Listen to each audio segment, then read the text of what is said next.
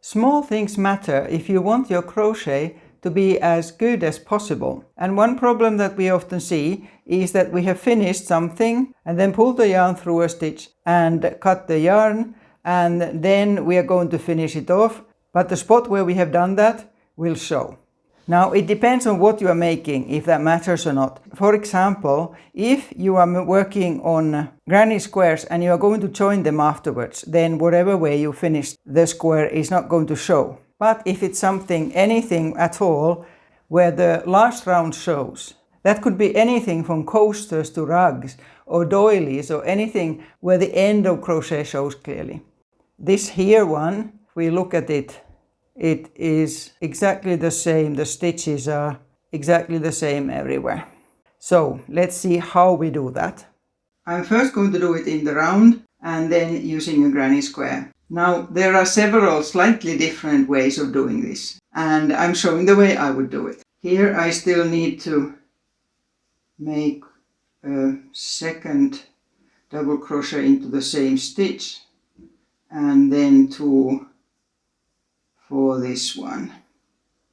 So what you do, you finish whatever you need to do, but you stop that before joining with a slip stitch and cut the yarn. Leave enough for a bit of sewing. And then pull the yarn through, straight through, no extra stitches there. And then get a needle. You may have heard me say that I mostly use sharp needles for weaving in, but for here I prefer a blunt one. It works better, looks nicer at the end. So, and really there is like a hole there now. I stopped before the last stitch. And how much the join shows depends also on the first stitch of the round. This here is a standing stitch instead of chaining 3. I link to that tutorial, that's not the point of this video. So what you do, you find the first full stitch there, and you go under both sides of that with the needle and pull the yarn, and then you make it the same tightness as you have otherwise.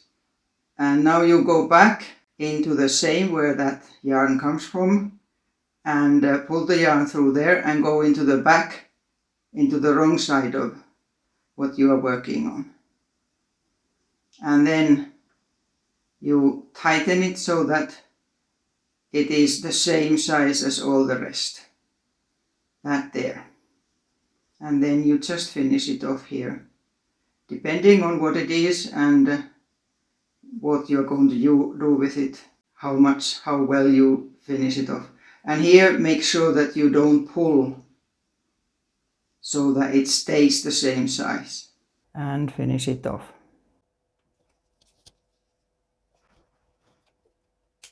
So now that we look at it, it's not easy to see where exactly it was, where the round ended.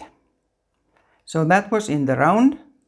And then I have another one, a granny square, that still needs the last stitch to be done.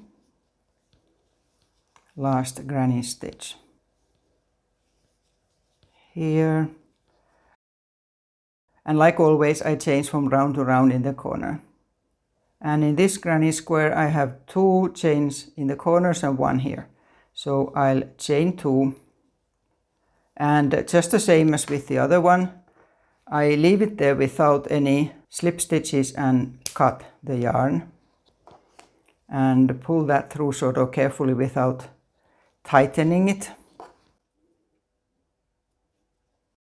Like this here. And then you find again the first actual stitch there, the top, and put your needle under that, under both sides of the stitch, and bring that stitch close, slightly too close, and then back through the same stitch without stretching it and without stretching the other one either. There, and then you need to go into the body of the granny square to finish the yarn off. There. So it's the same here. Each corner looks the same. So just a little tip to make a small improvement in our crochet. Until next time.